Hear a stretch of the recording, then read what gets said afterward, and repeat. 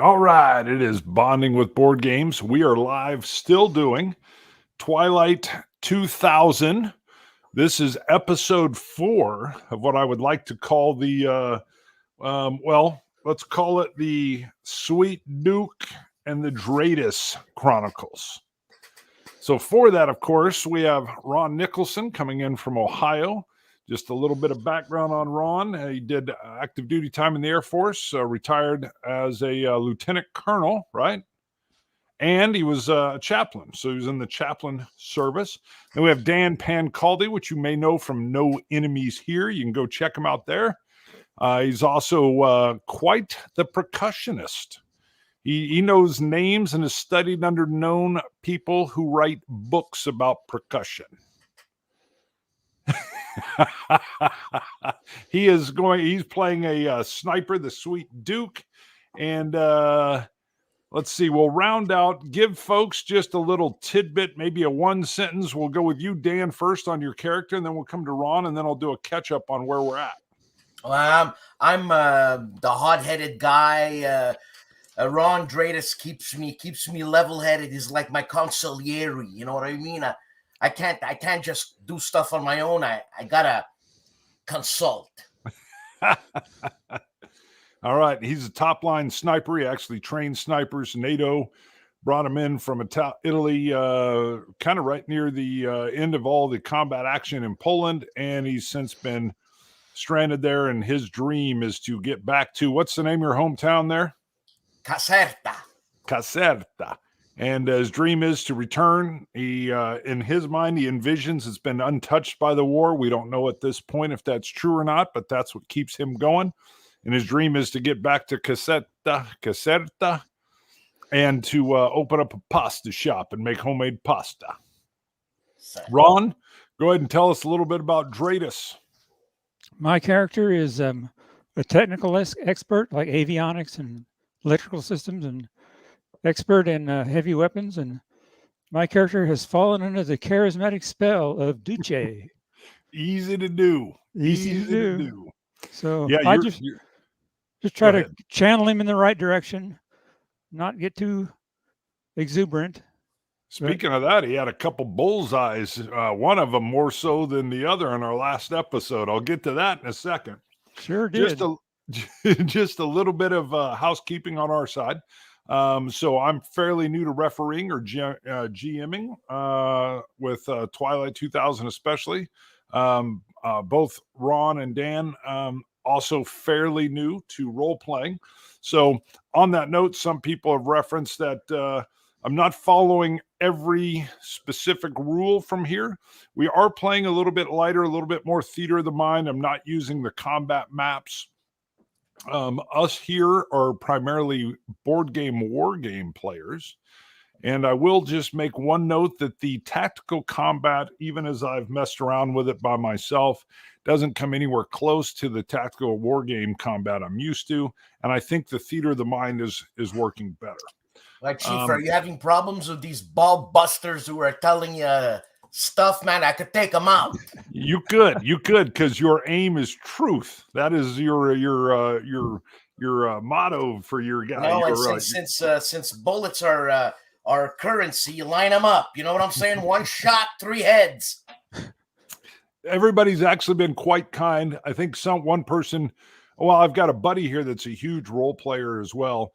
And he said it's always worth mentioning because you may find someone that doesn't own the game that's watching how we play. So it's worth mentioning that their system comes from their Mutant Zero for Free League, and that I'm not following it strictly. So that way, anybody, you do have your grognard RPGers as well, but everybody's been more than gracious. They love the show from the comments we're getting. They love what you guys are doing. I've had a couple people say they can't believe that you guys aren't seasoned role players. You've embodied your roles very well, and I would agree. Also, if you're watching, do me a favor, Bonding with Board Games, go ahead and subscribe if you like to see it. I do have a playlist for this particular series. This is episode 4, so that way you can follow along if you've caught us midstream. And clicking a bell sometimes helps, maybe a few thumbs up. But let's get into a recap of episode 3 because it was quite stunning, and then we'll begin the action. See if I can get to my page here. So the kid shows up back at your little camp, and he's got Zophia with a Z from a village. The kid won't bring her right into camp. He's pretty savvy on that. The sweet Duke decides to go out and meet her and kind of approaches cautiously, but finds out that not only is she bearing gifts, which would be stew, which the sweet Duke loves some rabbit stew, she's also letting them know that they're hearing over rumors, or I don't know if they got a radio. I don't know what they've got in their little village, and we'll describe that in a second. It's more like a cobbling of outbuildings and a few homes, but they're hearing that there's a reward out for someone that they think might even be Dradus. Just from what they've heard, it turns out that's a misnomer, but we'll get into that in a second. And that Russians have received a call basically to get a reward if they can capture or bring in this American that was downed in a helicopter crash. Over my dead body. Yes, of course, our guys know about this because they, Dradus actually provided some life-saving things for Captain Owens, who went down in that. They ceremoniously or non-ceremoniously just kind of left him with an MRE, a 9mm pistol, some water, and said, "Good luck, bye." It's like he didn't get a bullet in the head. That's right. And you guys know where that down chopper is as well, which who knows? I mean, if you ever went back, maybe that would be a source. But you then go to the camp. Right off the bat, as you return, there is, you don't really check vitals, but there's been a kerfluffle. A building is on fire. There's some citizens or Polish citizens that are downed, possibly even dead. And the gal that has gotten you is concerned because I think her father is inside the building that's on fire. Dradus jumps into action, goes in, very well done, finds him, saves him, pulls him out almost effortlessly with die rolls that were spectacular, endearing everyone to him. And then they get word that there's been like a little, I don't know, a Toyota looking truck thing with a big old Russian 50 cal version. I know it's a 14.5mm, whatever the heck they call it. These guys go after it, come across them, and hence comes some of the best shooting we've seen. Yeah. I was actually, they worked this out, and you had 3 Russians, or supposedly 4 of them, but they could see 3 with a couple civilians tied up. They were drinking, carrying on. They had a little fire going, a little bonfire looking deal. And all of a sudden, the sweet Duke says he's watching them through his scope. And as one of them tips back a big old jug of some vodka, he lets go a little suppressed round. Pop. Drop. Line him up, baby. Drop Yep. him.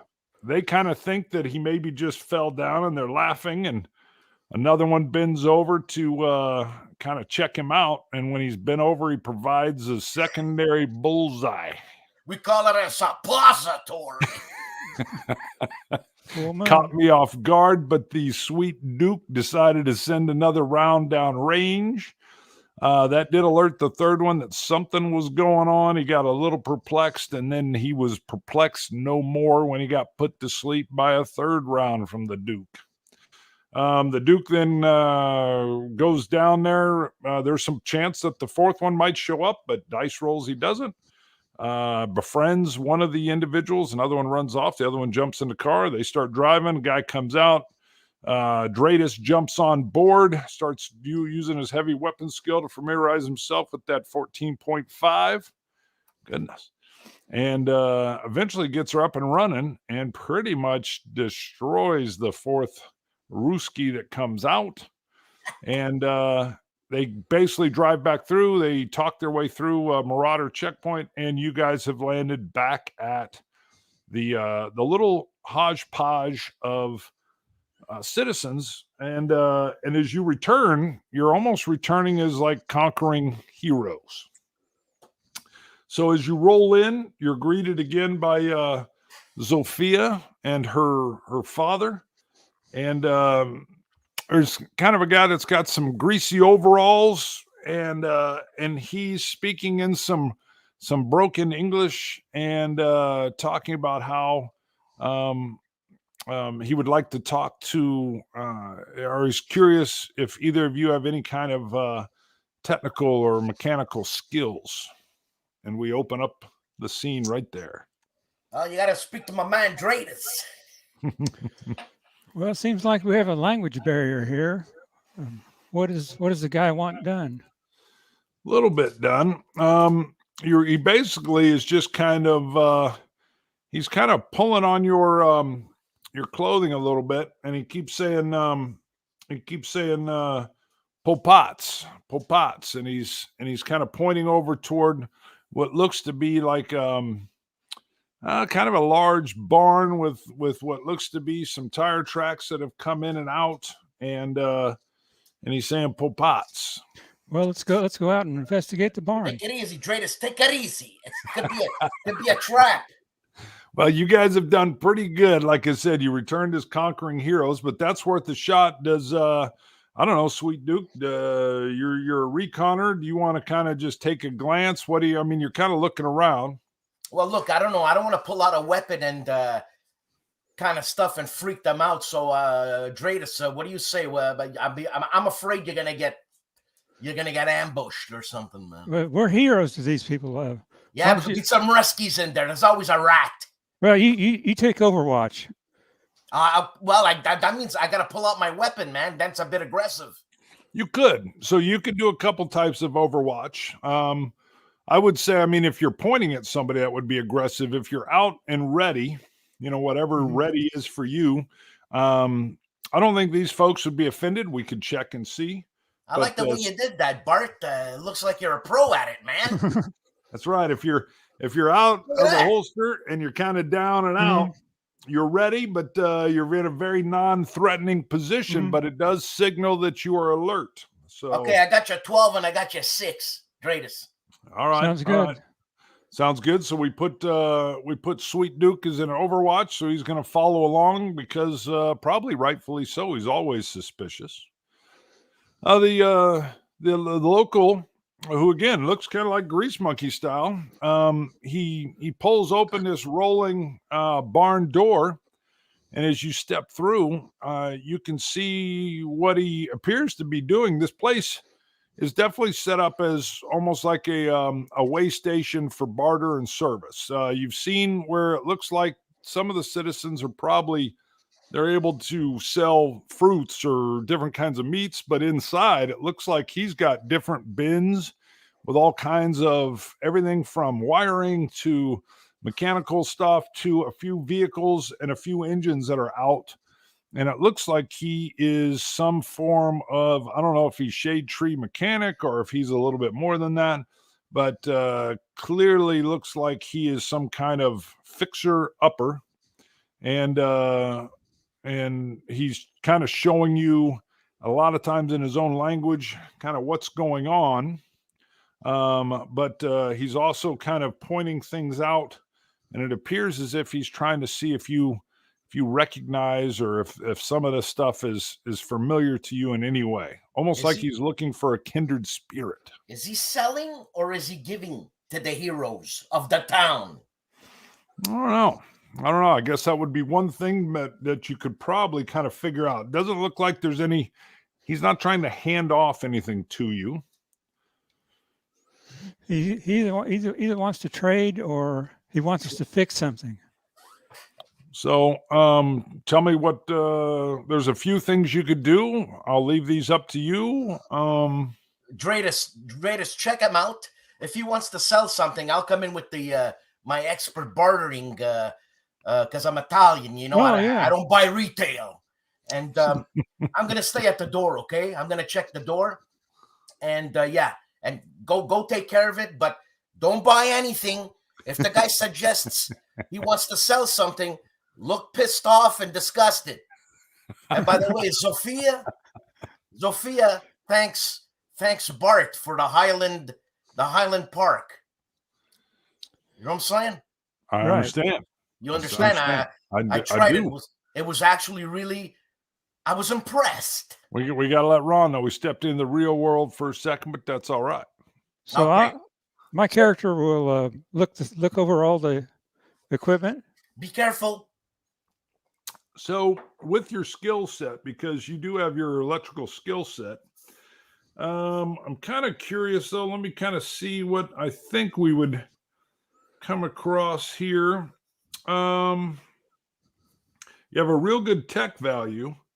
And I think as you're looking at various different technical things, I think, why don't you try rolling 2 Bs, which would be 2 D10s. Do you have your own die, or do you want me to roll Yeah, them I got them. for you? Okay. 2d10. Yeah, roll 2D10. Let's kind of judge and see what you're perceiving here.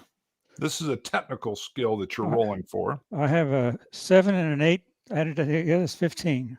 Nice. Got it. And those are both actually successes as well. Those should be a single success. So a 6 is a 6 up to a 10 is a success, and then a 10 is a double. 10, 11, and 12 are double successes. So you've actually had a very good, those are 2 successes. So what you're able to start gathering is it seems like he's kind of trying to assess your technical skill as far as kind of where you might even be able to work with him. It looks like he's looking more for like, what is your knowledge compared to his? And from what he's showing you, he's much more mechanically engine aware, but he's collecting all kinds of different things that you seem to recognize at least kind of what they're for. Maybe you're even seeing military type Air Force electrical equipment that you're quite knowledgeable with. Dradus, does he have any gas? Alaskan. Well, we got a language barrier here. You could could put probably a W said, I think he's going to understand. Yeah, you could probably. I mean, there's enough vehicles and things around there that if you were to work toward looking for fuel containers, I would imagine you're pointing. I imagine you kind of pointing toward maybe a gas tank on something, and he brings over a couple old jerry cans. These aren't even our normal plastic stuff. These are the old metal jerry cans.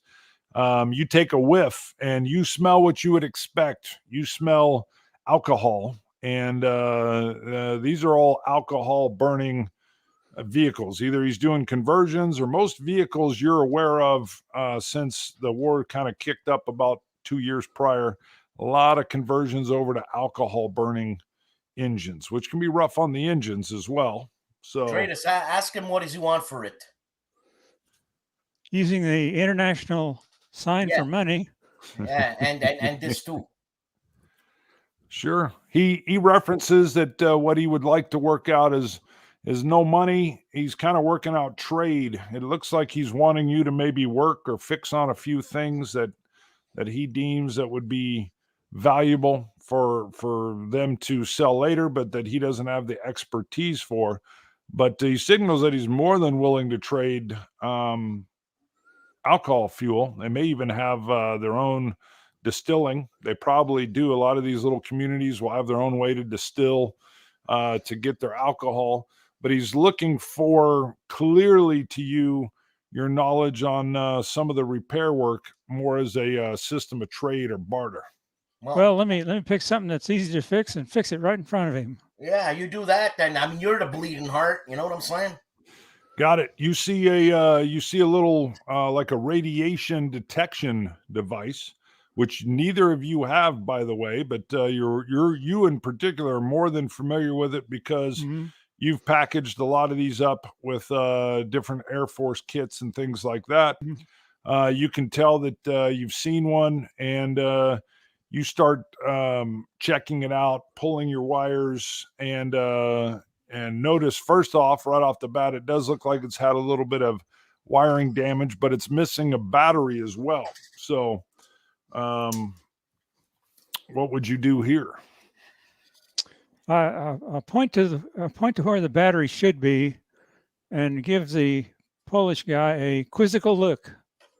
Got it. He starts rummaging and digging around through all kinds of different containers, He's in and out of little drawers, and he comes back with what just simply looked to be a couple AA batteries.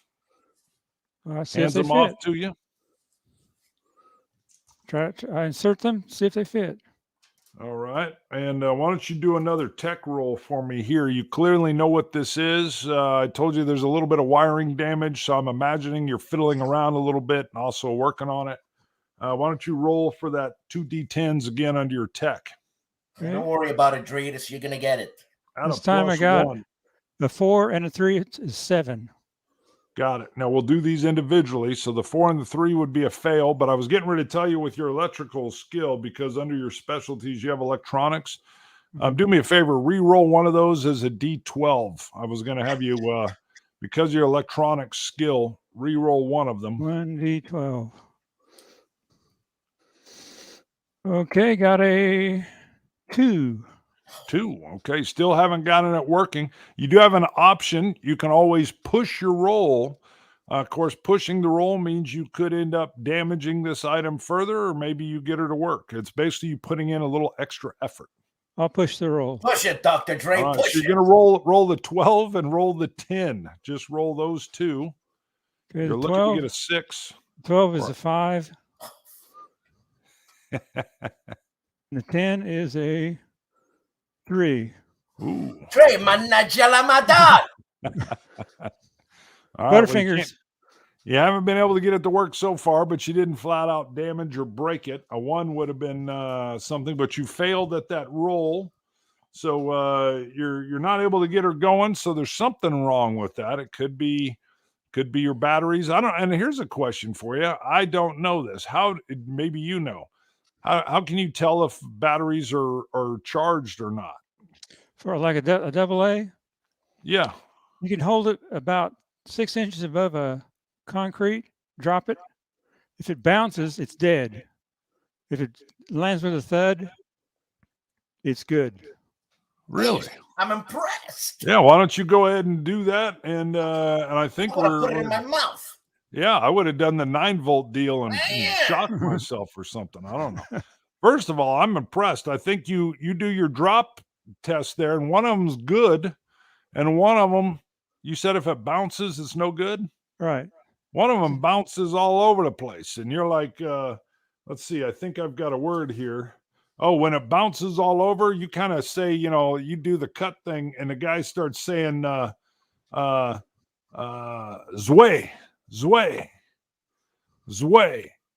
And so he starts digging around a little bit more. He finds another one. This one looks like a Chinese battery or something. There's some kind of labeling on it. I don't know what that. Maybe it's good. He tosses that one to you. What are you going to do with that one? It's Chinese, doctor. What size is it? It's a correct AA. It's Chinese. It's got to be about that big. Yeah. Oh my gosh, you're offending the whole Chinese groups. Well, let's put it in. Let's put it in the device and see if it works. I like it. Do me a favor. Roll that technical skill again. Roll a D10 and a D12. And I love your battery drop. That was perfect. Hey, Chief, I ain't here to make friends, okay? I'm here to get home, and I'm here to make pasta. 1D10 is an 8. Okay. And 1D12 that's a success is already. a 3 on the 1D12. Got it. But you've got a single success. That's good enough. So you can see that the device has come to life. You got a little bit of beeping going on. And it looks like there's even a something that shows how the power is on there, and it shows that the power is weak, but your batteries aren't in top-notch design here, but you've got it working. And our grease monkey guy is actually quite impressed with your battery drop. That thing alone's got him thrilled. He can't believe that you can drop the batteries and tell which ones are good and which ones are bad. He tells you, I don't know if I've got a word for that one. He just starts saying, dabre, and he's like putting that thing in your pocket. He's putting a little deal in his pocket, and then he's pointing at other bins, and he's saying, dobre. Oh, yeah. Dobre my ass. Well, what do you? I don't know. What do you think he means, Dradus? What do you think he means? I think he means it's time to talk to Duke. Yeah. Well, maybe, but he's also talking to you. He's pointing at you and pointing at the piles and saying, "Dubre, Dubre." You tell him, Dre. I'll examine the pile, see what's in them. Got it. All right. You've got a lot of different electrical components, some of which you're recognizing. Some of them are even like some radios that look like they've come from both, all three, Polish, Russian, and American radios. You've got a Prick 27. That's not dirty there, Dan. That is that's a type of radio. Yeah, So the PRC, I'm stunned. PRC 27. I've used it myself. Get the prick, Ron. Get the prick. How much carrying capacity do we have left?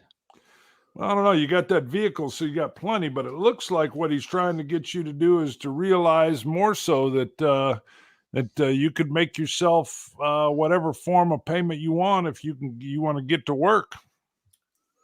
Well, Dre, tell him we won't kill him. Yeah. What's the matter with this guy? We I don't just speak saved Polish. this town. So Zophia comes in and All right. yeah. and she's saying she's got the kid with her, and she is saying basically she's saying a whole lot to the kid, and he is saying he keeps saying yadenza, and he's putting his like food to his mouth, and he's waving for you guys to come join him. And up to you what you want to do. By the way, you'd stashed that truck, your truck with the gun. Yeah. You'd stashed it off in the woods, maybe a couple 100 yards away. So just so we've got the full picture, your rumor was that there are a lot of Russians that are coming into the area. Sure enough, you return to the camp. There are already some that have come in. You guys handled them with the double bullseye. You're now back. And like I said, with the Dradus saving her father, you guys have definitely been on the, you're conquering heroes and saviors all at the same kind, just to set the stage. But you do have a vehicle that's not too far away. We had rolled for that. The tank of that vehicle, your gas tank, was full. So you have a myriad of options, but it is getting dark. And Zophia is basically having a conversation with the kid, who's not translating. He's just saying, also in Polish, yadenza. So what's Dr. Dreidel going to be doing with all this mechanicals, all this electronic stuff? Do we just drop this or what? Yeah. No, I don't. So roll down what your options might be here. I don't know. I mean, you guys can even chat as characters here. What time of day is it? He says it's coming night now. Yep. You've gone through your shifts. If I remember right, we were getting basically we're in the evening shift when you guys returned anyway. So this would be the point where you're going to have either a sleep cycle, or you're going to have to march through your sleep cycle back to your camp that you've still got hidden out in the woods somewhere. But your options, it is growing dark, and you've clearly got the offer for some kind of fresh food or mealtime. Yeah, Dradus, I like Zophia, and I think I like her food. You know what I'm saying? Yeah, it's dinner time. Let's have something to eat. I want to have something to eat. By the way, can we grab the jerry cans? I want those jerry cans. I think you could always work for that. He's not giving those jerry cans over. You do have that radiation detector, though, is in Dradus's pocket. I knew the Scots were cheap, but these Polakia people. So my character has a radiation detector. Yeah, the one that you worked on with the batteries, you turned it back off, and the grease monkey kind of put it in your pocket. Oh, he lets me keep it. Okay. Yeah. Well, That's at least he put it in your pocket. I don't know how that goes. I mean, should you keep that on, because we're going to be eating food, and if it's radiated food, I'm not into the zombie. That's actually not a bad idea. You can always run the radiation detector, and in this game, radiation is huge. And if you guys remember way back to creation, the Sweet Duke only had one box of permanent radiation, and Dradus had 2. And the way it works on your sheet is you've got the temporary box, and then you've got the permanent. So if you fill up your temporary that will end up sliding over. I believe I've got this right, and give you a permanent, which you cannot get rid of. And if you ever max out your permanent radiation, you do expire. You die as a character. But Yeah, you guys are actually quite low. I've been thinking we've been needing a Geiger counter. So always good to have those things handy, and that is what you have. So you're saying you go in and you go inside it's like it's a little bit rundown farmhouse, but you've got a collection of them around. And as you're walking back, you even see there's a couple what looks like Polish civilians armed with AK-47s that look like they're even pulling security or their own overwatch. I like that. I like that. Yeah. So, you've always seen roughly 8 to 9 folks that are here. So this is a fairly small grouping, but you're not off of a highway, even though you are off of a road. But they clearly look like there's some kind of barter section, some kind of, everything from food to what looks to be like even minor repairs. But there's only, you've seen about 8 to 9. I mean, so it's not like they could hold off, a platoon of Ruskies or even Americans. So I see where he's going. So are they on Overwatch while we eat? There are a couple. Looks like they're alert. They've got a couple that one seems like he's keeping an eye on the road, and there's another one that's kind of moving around the perimeter. So let's eat, Dr. Dre. Let's eat. Let's eat. All right, you guys go in. You don't have to use your foodstuffs, obviously, but you're going to satisfy that. You can see it's some kind of stew. You've got what looks to be, you don't know if it's rabbit or what's in there, but there's fresh vegetables. You've even got the old fella. The old guy comes out, and he has a little bit of vodka. Nice. Yeah. So, and you can tell that this doesn't come out often. And he's got these tiny little glasses. I don't even know if I've got one around here. I don't think I do, but he's got these tiny little glasses that he very carefully pours a little vodka in. And then he keeps saying, tutai. I don't know. It could be that Chernobyl vodka. What do you say, Dre? Well, we don't want to insult him. We don't want to glow either. Well, you can always run your detector. He's got it on. He's got it on. Well, he had the batteries out, so he didn't wear it off, or he turned it off, or whatever. But you can check anything you want. Ron, Dradus, man, I don't know. What do you want to do? You don't want to insult him. You want to go for it? Go for it. God, you're a killer. All right. All right. Run your technical skills. See if you get her. I don't know. Matter of fact, I don't even think you need to roll on this. You already got it working. You click it on. You're not picking up any kind of alerts or anything.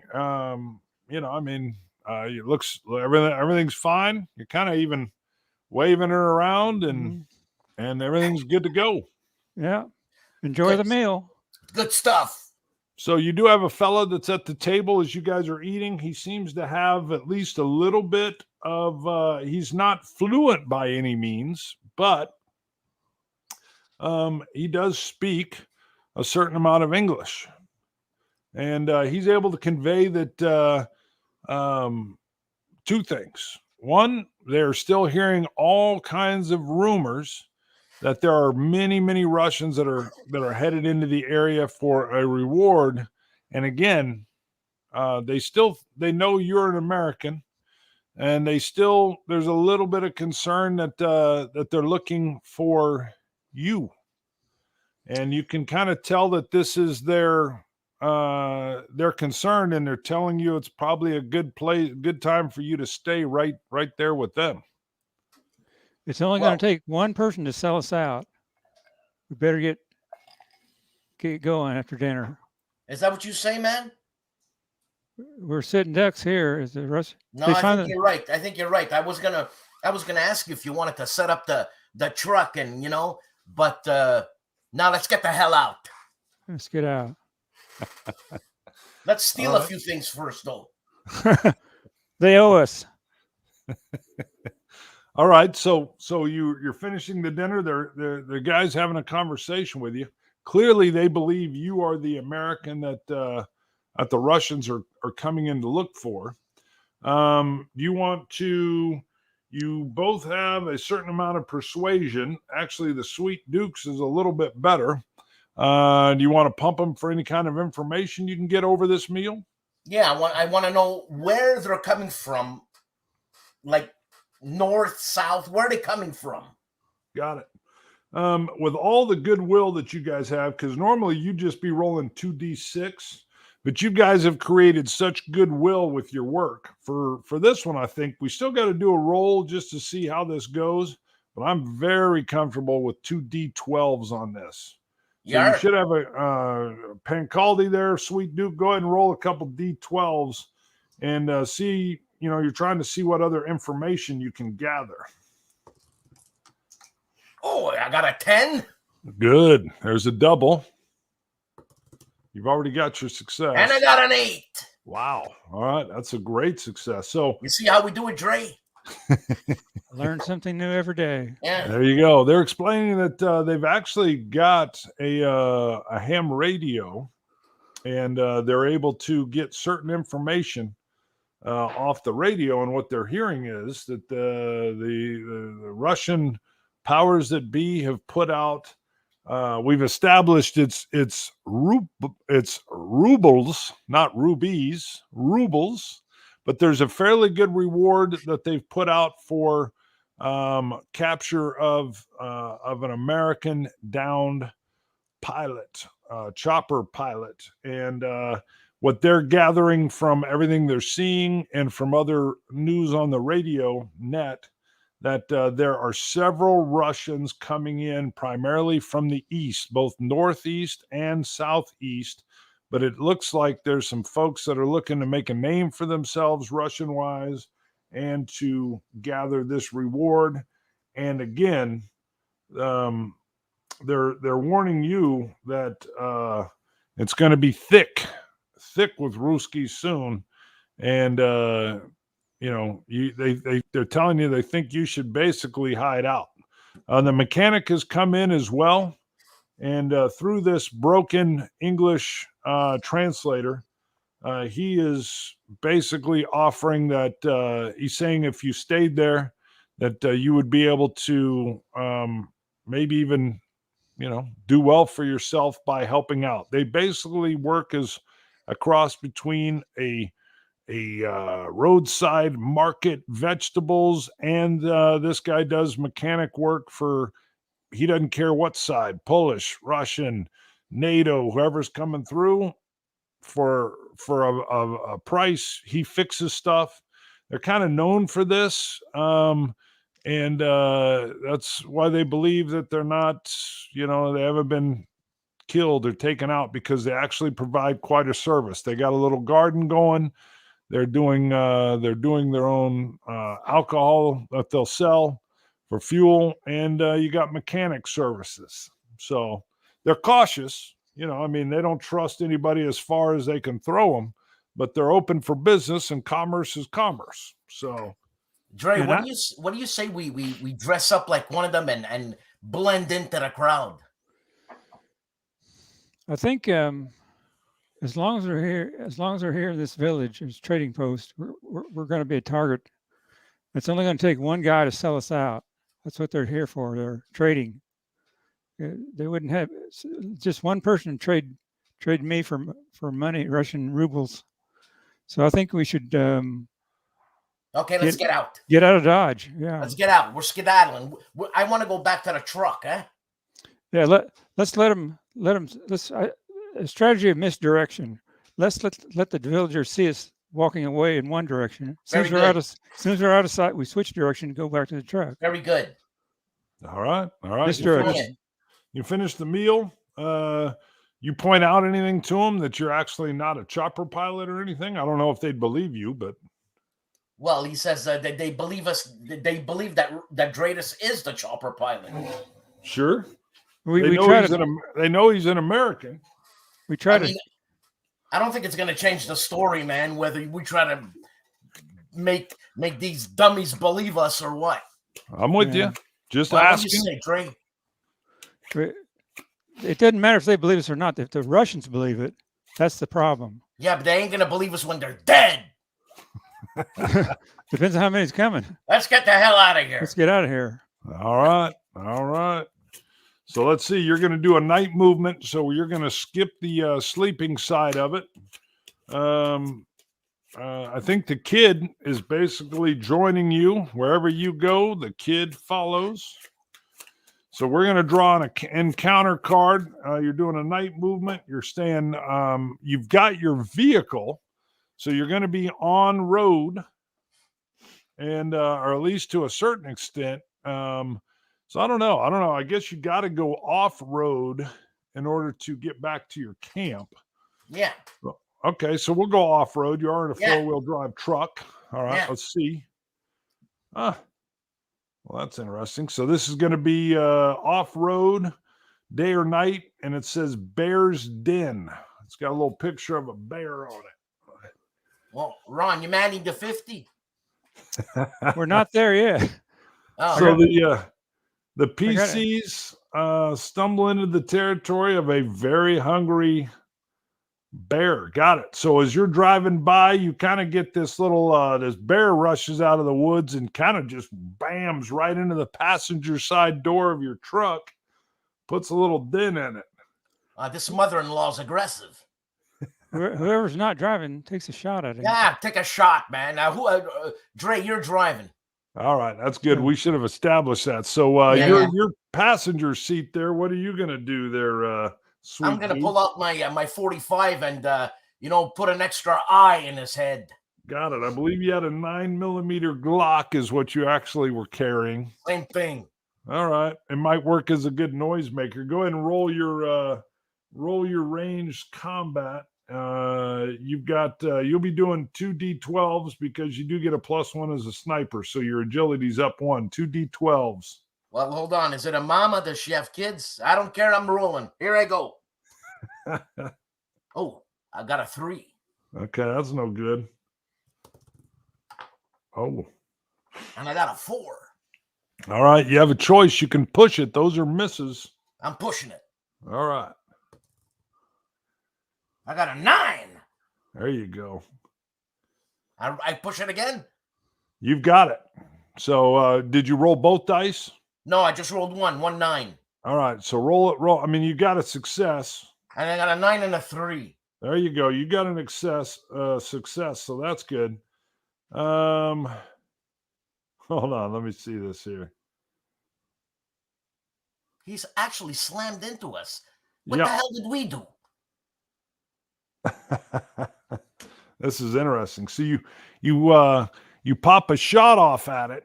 Again, it's dark, so all you know is you've got this. You can see this black bear rushes out, kind of rams into the vehicle.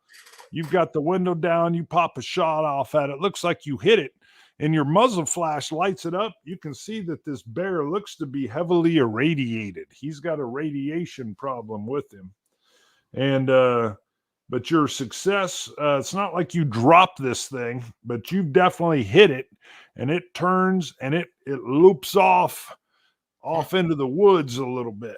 And so you could stop if you wish, but you did see what looks to be an irradiated bear. Dre, I don't want to stop, man. No, We gave him a freedom seed. That's great. If you guys were hard up for meat, there's an option where you could have tried to track it down, kill it, and then if you ate the meat, you'd end up picking up a rad per person. I like it. But you guys just finished a very nice meal. Yeah. But you got a little dent. You got a little dent on your door. That thing came out of nowhere, about causes Sweet Duke to lose the meal he just ate. You know what I'm talking about. Man, it's always something. Scared the heck out of you. You know, I was with Zophia. Yeah, you left the beautiful comfort of this trading outpost, and you've already come under the attack of a little bear there. A nuke bear, man. Yeah, he's all irradiated, looks sick, look nasty. Glow in the dark, yeah. That's it. All right, you're back to your camp. You do have an interesting problem. So your camp hides pretty well with that camo tent that camo net you have. and you could always, it's big enough, you could camouflage the vehicle as well.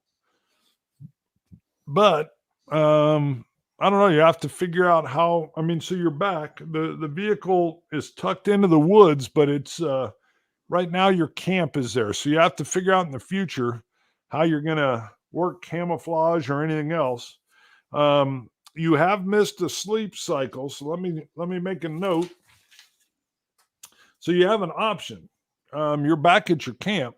You can catch a sleep cycle now, even though dawn is coming, or you guys could do anything you wish to do. So why don't you let me know before I make any notes, I guess. What does dawn look like? It's not a red dawn. So it's you've got dawn coming in. You picked a pretty nice area in the woods to hang out. Let me kind of show you. I've got a map that I can still bring up. So this is where you were. You've traveled back over one hex back to the west, and I believe we'd had established your camp was over in this little wooded area, if I remember right. Mm-hmm. Just Right. Just to the west. We'll get this so you can see Ron again. So you're back in your woods. It's up to you. You can catch a sleep cycle there, or you could. Dre, what do you want to do, man? Are we in good shape? Do we take off or what? I'd say that's almost a flip of a coin. And you remember the lay of the land. You've got that hostile marauder type leader guy with the Uzi, submachine gun and that little checkpoint running directly south of you. You guys have already seen. There's Yeah. So you know that part's covered. You're up against the river to your west, which you cannot cross. The south, you have that marauder leader guy. The east is where you just came from, and north is Kalish, where all the combat was. You want to spend a day just resting? Okay, let's spend a day resting. I mean, Chief is making this hard, man. Yeah. Take a Sabbath day. Hey, it's all options. I thought you guys would stay at camp, but you guys can do whatever you want. That's what we're doing. Don't have to tell us. Or stay at camp, rest a day. Well, I thought you'd stay at that little village as well. Yeah, that's what I thought you meant. Yeah. Camp is good, though. You guys, so anybody watching, you guys can do anything and everything. And Dradus isn't wrong. I mean, those Polish guys are there for a service. I mean, we'll hear the gunshots. We'll hear the gunshots if the Ruskies come in, man. Mm-hmm. And they don't know where we are, so I could pick a few off. Sure. So when you're staying in camp, we've got to do another encounter check. So you're going to spend time, which gives you your sleep cycle, which you need. Do me a favor. Go ahead and mark off another MRE and another water. I will point out we ate at the house. Yeah, it's now you're staying there all day though, so you're going to have at least some kind of breakfast. Mm-hmm. So I didn't mark one off for your dinner. No, we didn't have to. Right. You ate at the house there, but yeah, you got to mark off an MRE now. All right. You do have the river isn't too far away, so I mean you might be able to replenish. Yeah, if you want, you could work on your water replenishment. That's fine. If that's an option. You want one MRE and one water out? Yes. And then I'm going to draw for encampment because we're going to assume you've stayed in encampment. So this will be day encampment. Oh, boy. So let's see. Yep. Okay. So while you're sitting there, this is interesting. The card says outnumbered. And I'm not kidding. You got a Russian squad here pictured with Russian weapons.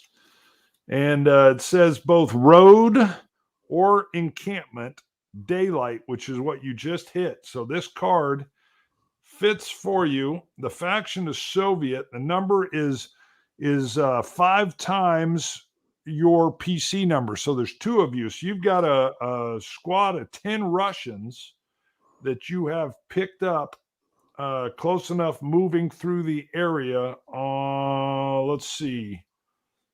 Ooh.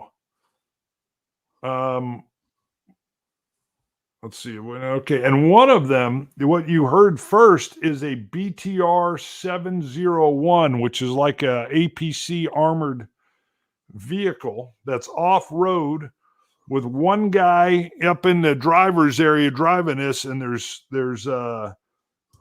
there are 10 other guys on foot that are moving with this vehicle. It's got a diesel engine or gasoline alcohol burner, but it's making some noise, and it's within your area where you've been able to pick up the noise. So you're saying we have 11 guys happening with us, vehicle included. It's a BTR-70 is what it says. Sorry, that was a parentheses where I thought it was a 1. A BTR-70 APC. And you said the guy's head is sticking out, and he's the only guy in the vehicle? That is correct. There's also some kind of a truck behind it. I don't know what Bloody this is. hell! A GAZ-66 truck. They're going to see you guys. They've made noise, so you guys have there'll be perception checks by both of you, but you guys will check first because you've heard the noise coming, and we'll see what happens. So first, whichever one of you has the higher perception check, which I think is going to be Dan, if I remember right. It is going to be your recon, which is your intelligence, and your recon is your perception check. So it's a D12 and a D6, a D8. Right. And then because of your sniper skill, you're going to pick up a +1. So you'll be doing a D10 and a D12. I guess the basis of this would be, again, because of this engine, I think you're going to pick them up and hear them way ahead of time. But go ahead and roll for it. Oh, man. Okay, I'm rolling my D10. Here we go. This is actually the perfect encounter, actually. Oh, perfect. It's like 4-1. Yeah, well, you've been warned. There's quite the money out, man. They don't know we're here. I got a 6 on my D10. That's a success. And I got an 11. Good. On my D12. You've got 2 great successes. What that means is you've spotted them first. You're able to get yourselves ready. We'll see tell me what getting ready looks like for these guys. I mean, you do have the vehicle, which is going to make it easier for them to spot you than before you had the vehicle. So tell me, you guys definitely have the advantage, but what does that look like? Well, look, I think this is an encounter whether you like it or not. If we take off with the truck, they got 2 trucks, Dradus, they're coming after us, man. So I say we draw first blood, man. You got the puppy. You got the puppy, right? Preemptive strike, yeah. Yeah. You puppy it, and I snipe the guy on the truck.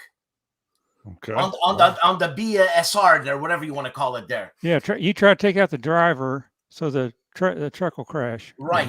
BTR-70. Okay. Yeah. And Chief, I'm on the 50 in the back. Got it. All right. So you've moved. You getting ready? You've moved to the Russian machine gun. You're damn straight. As soon as now I've got a question for you. You're the sniper. Yeah. So I want to take a shot. I want to take a shot with my sniper. Get that guy first. Okay. Then Ron's he's gonna puppy a couple of the infantry, and then I get on. I'm on the 50. Okay. I've got the order about it. So your first shot will be basically your sniper rifle and the thumper, the M79, dropping some grenades in on these guys. Mm-hmm. And then your second action for you, Dan, will be moving to that 14.5-inch Russian 50. Yeah, damn straight. Dre, what do you say? I think I'm the heavy weapons guy. Oh!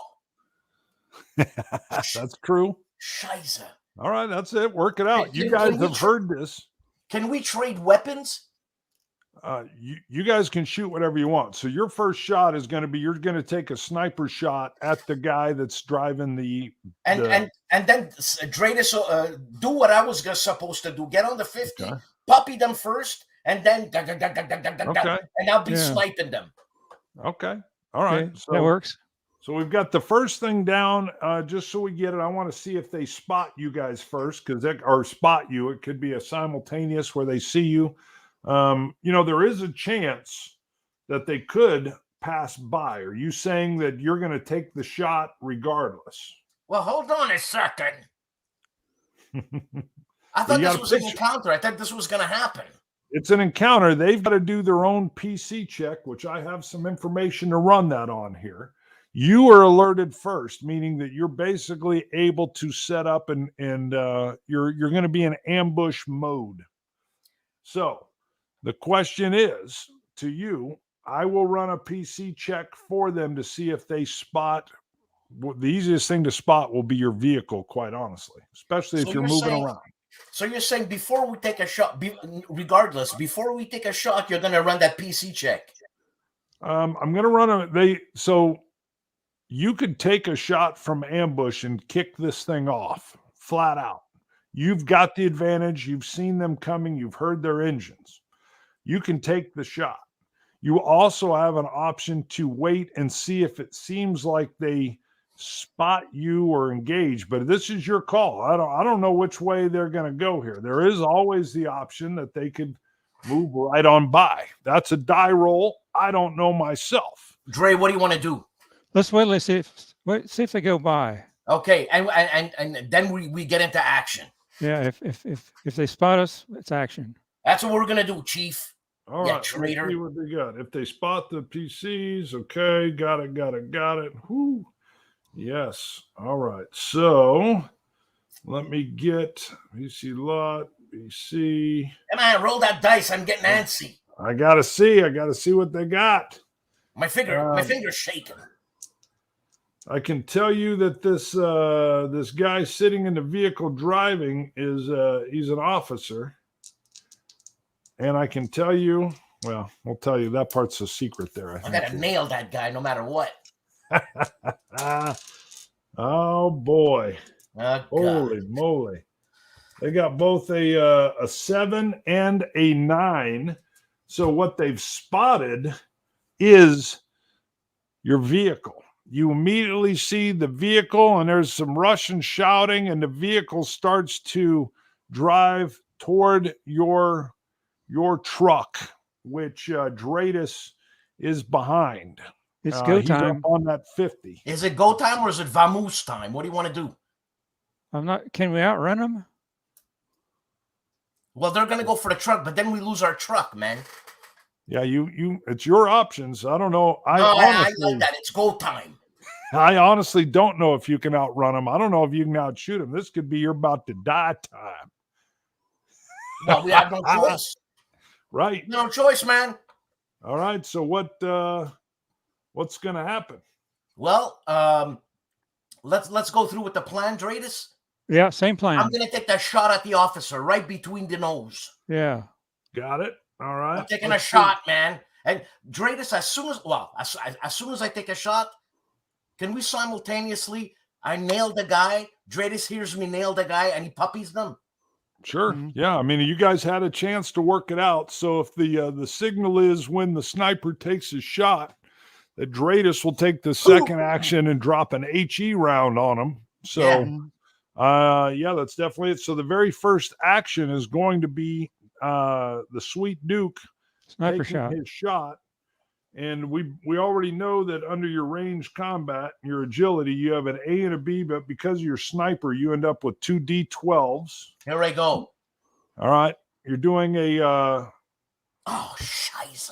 What'd you get? I got a 2. All right. That's your first roll. Did you roll them both? No. And I got a 5.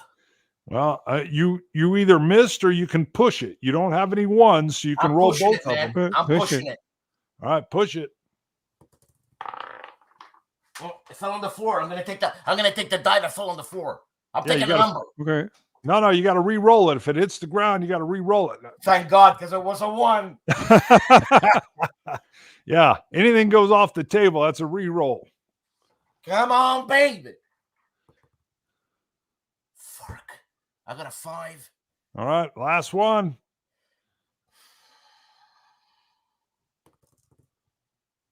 And a 9. There's your hit. That's a hit. All right, so you've got I am curious. You've got just this much of this guy in. Pretty tough shot, and you pushed it. All right. You didn't do any damage to your rifle or anything, but you rip off your shot. You see that driver drop out of view, and you see the APC kind of veer off slightly. So let me keep track here. So APC driver. All right. Now, using we're down to Dradus here. You're going to put that thumper into action at the exact same time. Why don't you tell me what you're doing with your thumper shot? I want to target the greatest collection of enemy Russian soldiers. Got it. There was about 10 of them that are outside the vehicle. You've got a truck driving behind the APC, so they are dispersed. So if you hit the vehicle, do we get a bigger explosion? No, then well, I mean, if you got the fuel tank, you could get an explosion from the truck. A 40 millimeter grenade is not like an RPG-7 or anything. It's not like it's going to, blow it sky high. You could always get a fuel tank and catch something on fire, but it'll look more like almost a slightly bigger grenade. And I'll tell you, I haven't thrown only 2 real grenades.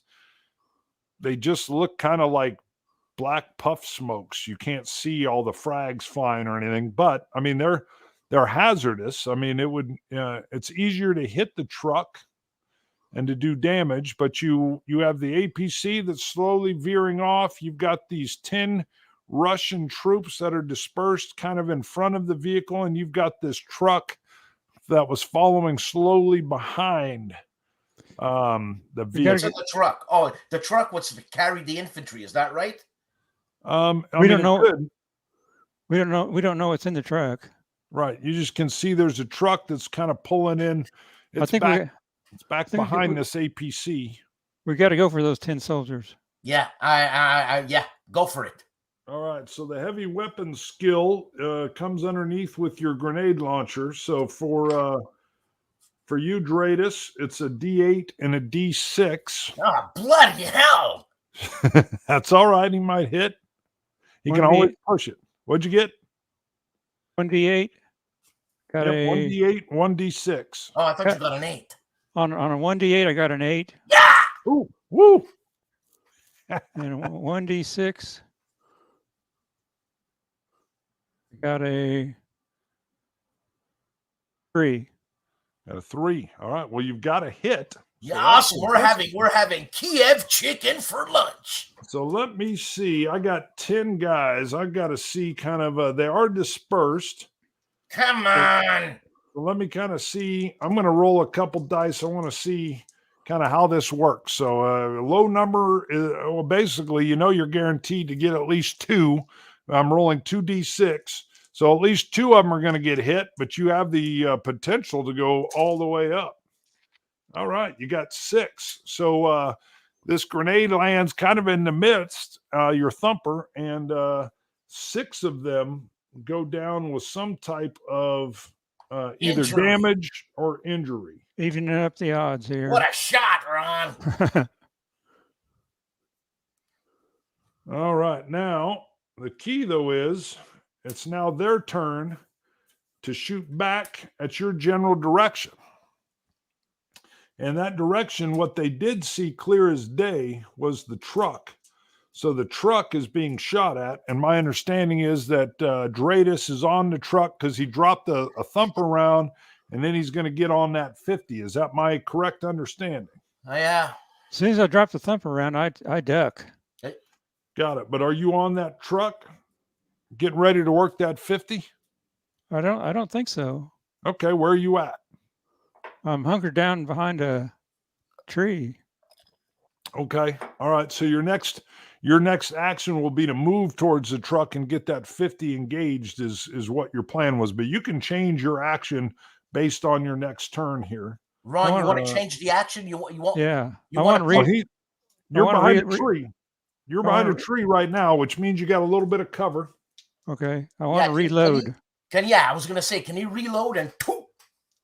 Yep, on your next round, yeah, you can say you're reloaded and you can use your thumper again. So they've all gone prone and they're putting down a base of fire basically on that truck. Right. So you guys aren't in the truck. That's right. I don't want to see. They did get a hit on the truck, so the truck's getting lit up at this point in time. They got a 9 and a 4. That's all right.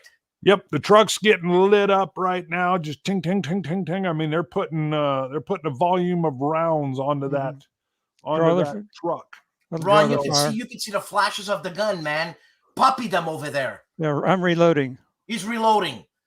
Got it. All right. Well, the initiative will keep in the same order. It'll go back to the Sweet Duke has the next initiative. So okay, I'm taking a shot. I could see the flash. The muzzle flash. I'm taking a shot at one of the rescue. Huh? All right. It is daytime, so you're not at night, but you can still see muzzle flash. That's good. Right, so I'm going to take a shot.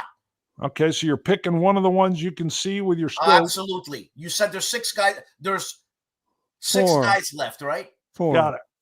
Yeah, 4 or 6. No, just 4. You had 10 out. Now, here's the way it's going to work for you.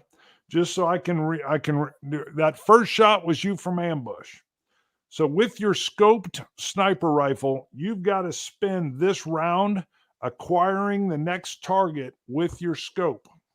So that's fine. You're going to get them into your scope, but that's some of the, I believe, game equalizers for your scope. You got the first shot off because you're from ambush.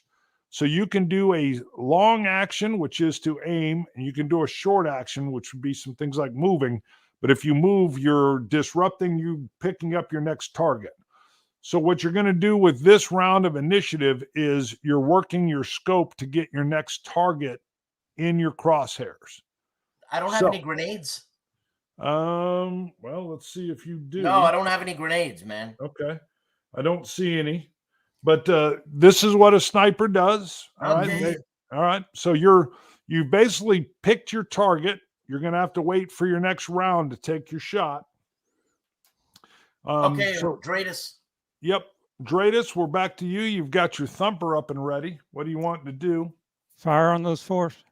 All right. So you're firing. They're prone now. So I can just tell you, once they're prone, you're going to have a -1 on one of your dice to hit because it's a little harder to hit them once they go prone. Okay. So we're going to check your heavy weapon skill is moved to, you've got 2d6s. 2d6s on this second shot. 2d6. You can always push it. You can always push it. Go. You need to get a 6 to hit. I got a 4 and a 1. All right. You wish to push it. Yes. Basically, it's extra effort that you put in aiming. So go ahead and roll them again. Oh, you did get a 1? Yeah. 4. Hold that 1. You cannot. Yeah, you can't re-roll the 1. If you let me explain. If you push it, that 1 will put a little bit of stress. It'll show a stress marker on your weapon, which is fine. It means you're going to have to clean it. You got to do some stuff. If you get 4 stress markers on your weapon, it breaks. But you can, that only happens if you push it. So it could be that you launched your grenade and you just missed and didn't get anybody. Or if you push it, you get to re-roll one of those, but you're going to take 1 stress marker on that thumper, on that M79. Is the 4 a hit? No, you got to have a 6. Jesus. Yeah, I know. So rolling that 1, you have an option. If you push it, that 1 will mean 1 stress on the weapon. All right. But you will have, if you push it, you might get a hit from the other 6. Totally up to you. Or you can just stop and then you won't put any stress on it at all. But it's a clean, you fired it, but you didn't get any hits. I'm going to push it. I'm going to push it. All right. So do 1d6. You need to get a 6 on here. Okay, here we go. 1d6. Got a 4. Got a 4. That's all right. All right. I'm gonna show here, and you kind of make a little mark off to the side there on your own notes that you have 1 stress on your M79. Okay.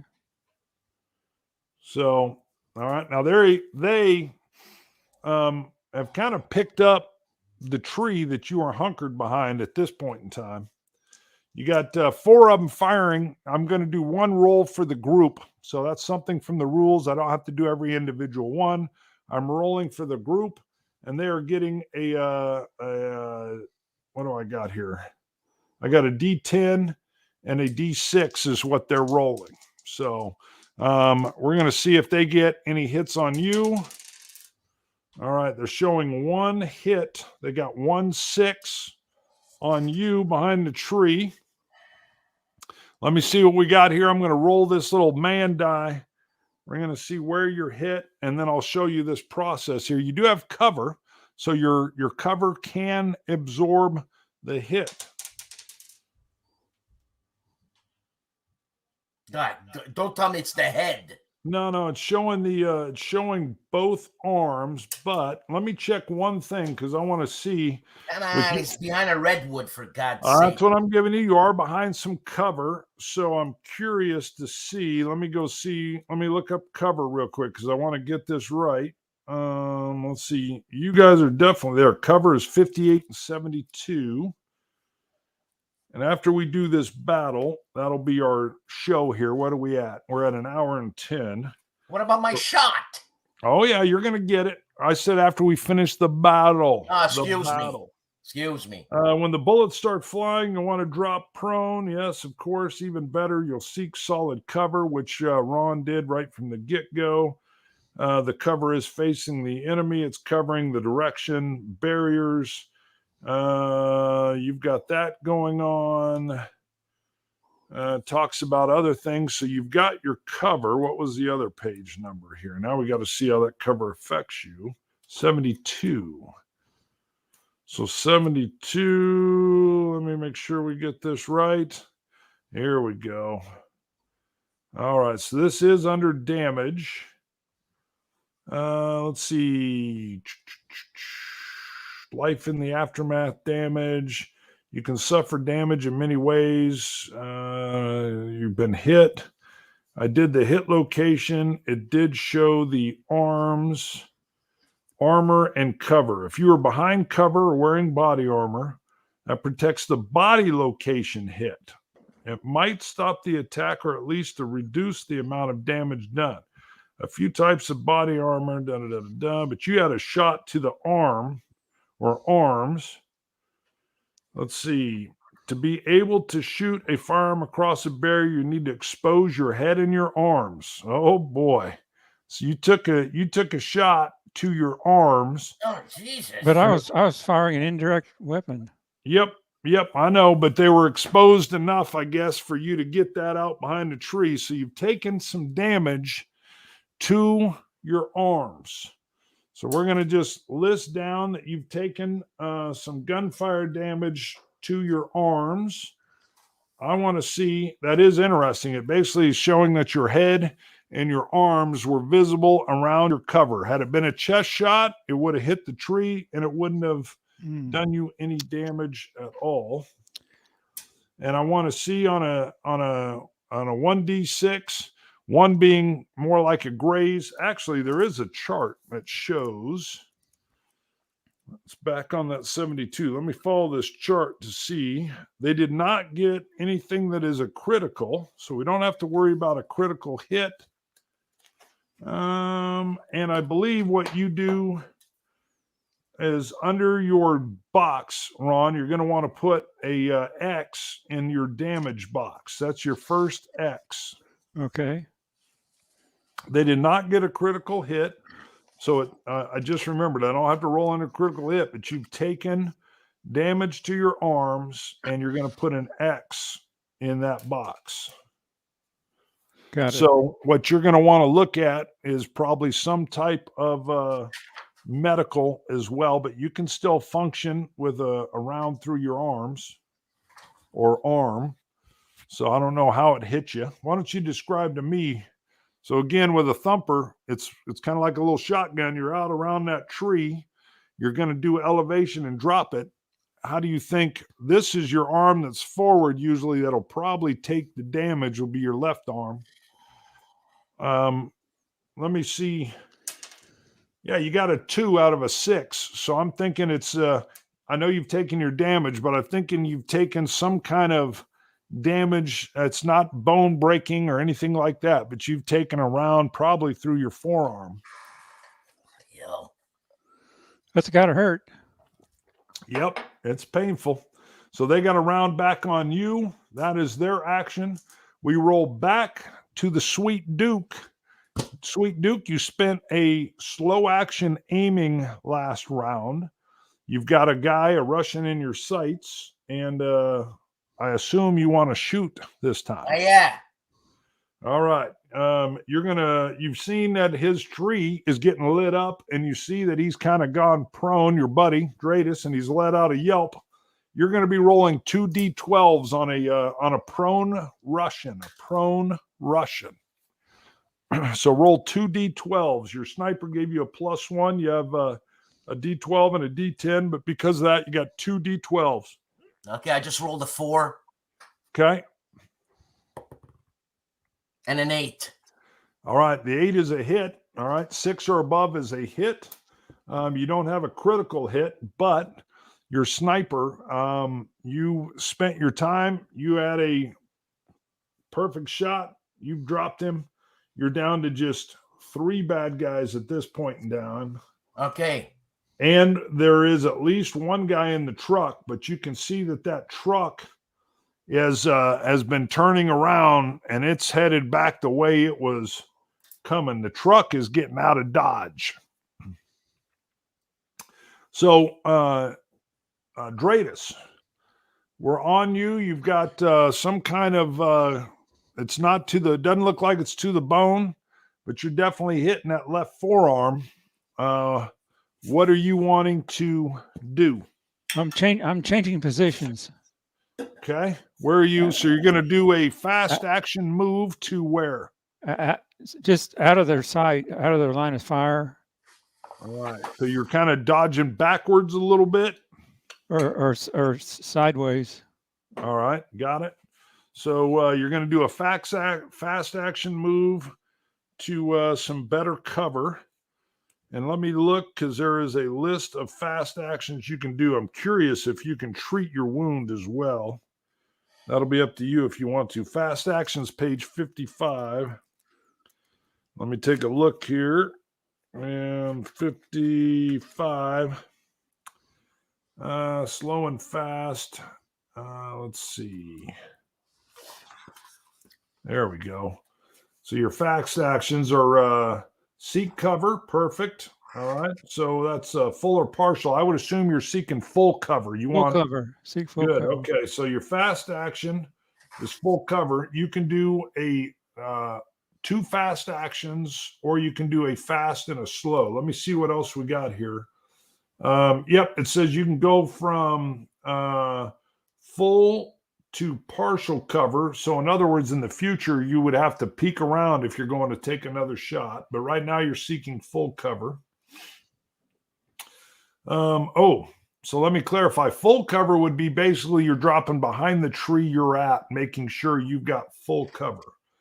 You could run, which is basically you're moving to seek better cover. Can you run to the 50 cal?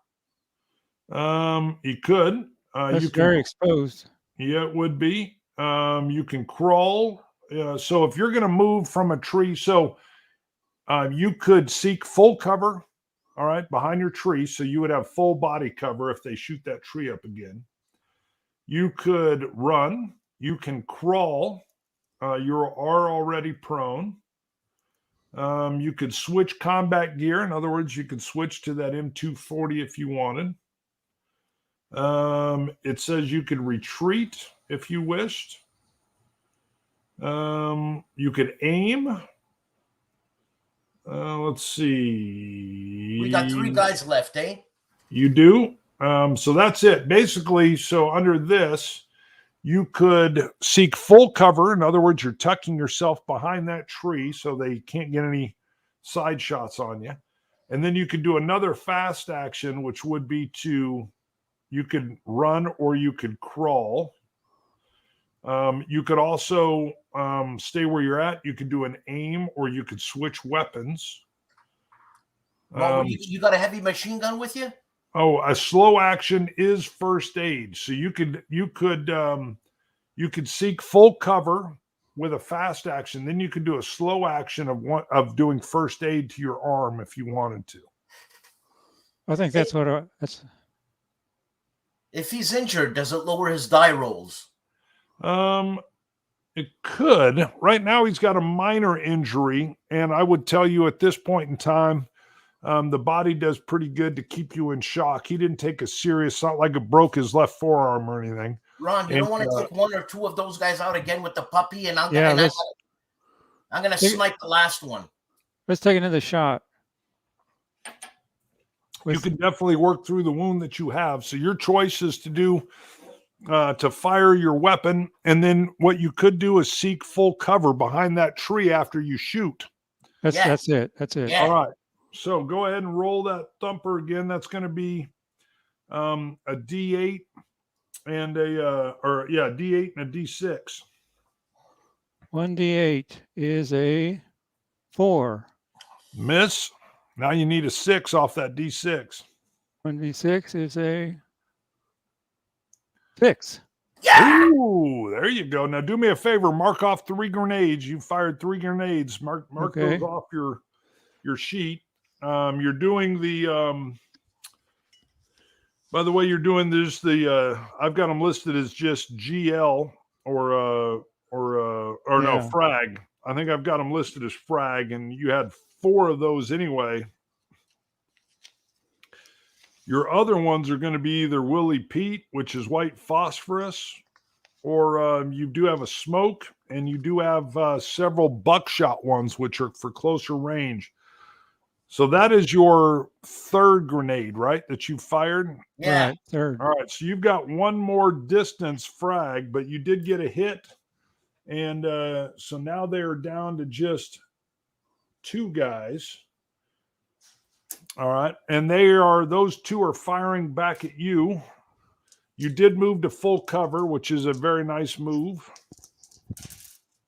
And, all right. Interesting. So they're showing a 1, which means obviously they've done some stress to their weapons, but their second one is a 9. You are in full cover. Let me roll and see. Yep. Would have even been to the torso, but the tree takes those hits. So they're lighting up that tree, but you fired and then moved back to full cover. And I probably should have given you that option early on, but hey, we're a little rusty here because you might have moved back to full cover then anyway. I kind of like the way the story unfolded as it was. So they're down to 8, and it rolls right back over to our sniper. Our sniper can do another aim, which is a slow action. Yeah. Well, hold on. If I shoot right now, what am I rolling? So you can do a quick shot without aiming. And if memory serves, it's a -2. So your dice would drop from 2d12s. You would drop them both down to 2d10s. And what would I need? Well, you would need to get a 6 or better on those D10s. Together? Without aiming your sniper rifle and spending a slow action, it would be fairly ineffective, but let me see what happens. I would have to look at, I think, your sniper rifle. You do have iron sights available that you can usually work to. And then that is just aiming. So you can aim with your iron sights. It wouldn't be nearly as effective a shot, but maybe it would be a little quicker. I'm a teacher. Yeah, that's true. That's true. Let me see what these slow and fast actions are again. Hold on. Dradus, what do I do? Do I take a shot? These guys are coming for us. I'd say they're in shock. I'd do the slow action. Yeah, the slow action. Mm-hmm. He wants you to drop them 100%. I think. Okay, I'll take a slow action. Got it. Like, you haven't been rolling too good there, buddy. Well, he's wounded. Bloody hell. Got a 6. Yeah, you're right. All right, so You're taking a slow action. You're getting the next one into your sniper's sights. They're not even sure really where you're shooting. I know. If I had a grenade, I'd wipe them out. So now it goes back to Dradus. It does. I'm gonna. Waste them. I gotta get a 6. How So about your deal here would be you're rolling out from full cover. So that's a slow action. Then you're firing, which will be or that's a fast action. Then you're firing. So you won't be able to roll back into cover in this situation, but you can take your shot. How about if I just do nothing? You can do that. You're in cover. You can just hunker down. Oh, so then it goes back to me. Yeah. It will go to them. Okay. Yeah. That's good. That's good, Ron. Yeah. Okay. So you're just gonna now. I will add that you could do a slow action of giving yourself some medical aid. Yeah, I might as well do that. I'm still in cover. Okay, still in cover. You're going to do some medical aid. You're going to need to roll. That will be for you. That's a D6 and a D12. Okay, D6. Got a 5. Nice. No, It's a miss. He needs a 6 or above. 1D12 is a 2. Oh, Ooh. Jesus. I assume you're going to want to push that. Yeah, why not? Yeah, you're just bleeding. 1D12 is a 4. Ooh, that's not good. No more pushing. Well, you still got that other die. When you push, you roll both. Oh, both. So 1D6. Okay. Got a 1. Ooh. A 1 actually means that you've taken, you're injured and you're, without stopping it, you've taken another injury. So, or it could be a stress though, too. I don't know. That's interesting. When you push and you're trying to do something, I believe you're going to take a stress injury there. So go ahead and mark off an X under your stress box. Okay. That's fine. You got plenty. Got plenty. Imagine you've been shot and you're under a little bit of Trauma. Yeah, shock. A little bit of shock, and you're trying to get yourself, and you're having to work over your own injury. So that makes perfect sense that you're in a little bit of shock as you're dealing with what clearly is a painful wound. Yeah, the sniper's looking queasy. But I'm hidden. We're both hidden. You're hidden. You're hidden. You've tried and failed. You've taken a little stress working over your wound. You've Come got on, Chief.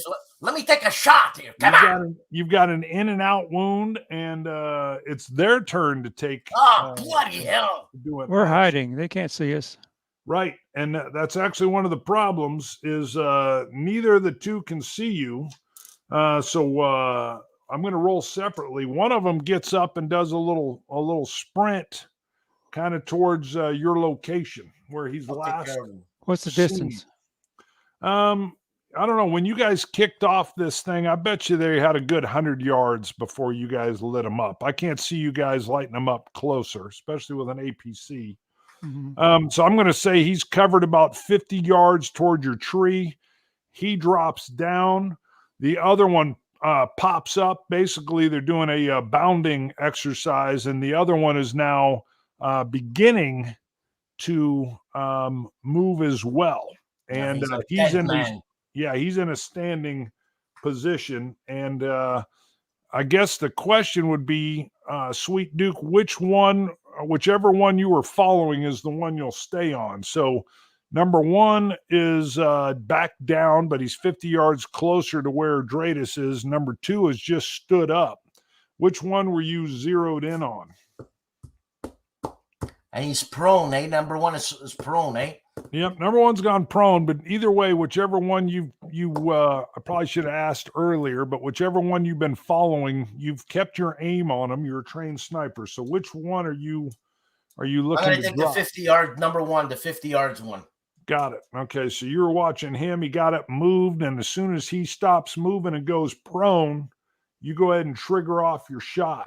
Go ahead and roll your it's 2 D12s for you because of your sniper skill. An 8. Let's go ahead and see what the other one is. And a 4. All right, that's good. That's still solid headshot. All right, he bounded close. You then put him to sleep, and we roll back to them. The guy that was bounding or was up and moving, he decides, nope, that's it. He's taken off in the other direction. He's hightailing it back where that truck was. So he's at full run, and I think it rolls. Well, actually, I skipped. I skipped Dradus there. Before he's up and moving, Dradus, you tried to treat yourself, but before he moved, you had a shot at him. I skipped you there. What did you want to do? You failed on a treatment. You are behind cover. Do I have a shot at the truck? The truck's pretty much gotten away by now. The truck is gone. The APC has kind of rolled off and kind of bumped into a tree. It's sitting not too far away. We got the APC, man. We got the APC. It's sitting there, and you have just attempted to kind of bind up your wound, but you're starting to suffer a little bit of shock. You know, Ron, I would take care of yourself. Let that guy run. Yeah, let him run. You know, tell stories of his cowardice.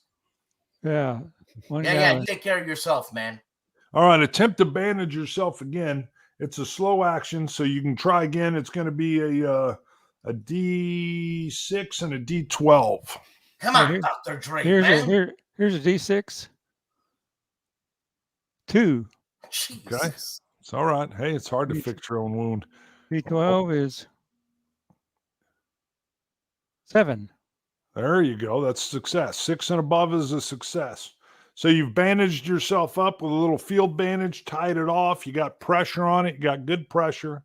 Mm-hmm. I imagine you probably even fished out a couple aspirin you had hidden somewhere and swallowed them down. All right. And you're still holding behind cover. The guy's hauling, and he's not quite 100% out of view yet there, Sweet Duke. I'm taking a shot. So there's the question. Now, if you're going to do a full sniper one, you would have to aim, but he might be gone by the time you got him locked in. So you're going to kind of take I'm taking a hip shot. It's a hip shot. All right. We'll call it a little snapshot, just using a little speed on it. So let's see. I think using your abilities on that, let's just have you roll a D8 and a D10. I'm not sure if I got the modifier right, but we'll keep her rolling here. A D8 and a D10. Here goes my D8. And I roll 7. There you go. You got a hit. What's your other one? And a 9. Well, him running in panic didn't serve too well because the sniper instructor takes a quick snapshot as this guy. I picture you kind of coming up, standing to get a clear I'm standing. view. I'm standing, man. And you just you do a little breath out and pop. Yep. And he goes flying. So you're in the midst of a situation. How about we pause right here? Don't forget, when we come back, there's been a lot of gunfire. We've got a Russian truck that's at least backed off the situation. You've got an APC that's just idling next to a tree. Yep, idling next to a tree about 100 yards away. I'll make notes of this, and let's anything you want to add before we pause, but that's where we'll pick up the scene. No, I'm good. I'm good. I'm glad we're alive. Yeah, actually, that was a little dicey there. I know, but why did Ron's first shot take out 6 guys? I might have even overdone it a little bit, but they were standing, first of all. So when a grenade goes off, if you're standing, you're much more likely, the cone kind of goes like this. So that's why when you're under fire or grenades, you want to get prone, because you've got a much better survival rate as that explosion goes up. So if you're standing when a HE grenade goes off, you're much more likely to take damage. Now, the more dispersed you are, the less that has an effect, which would mean a good dispersal rate. You can't get more than 2 or 3. It's impossible. They're dispersed.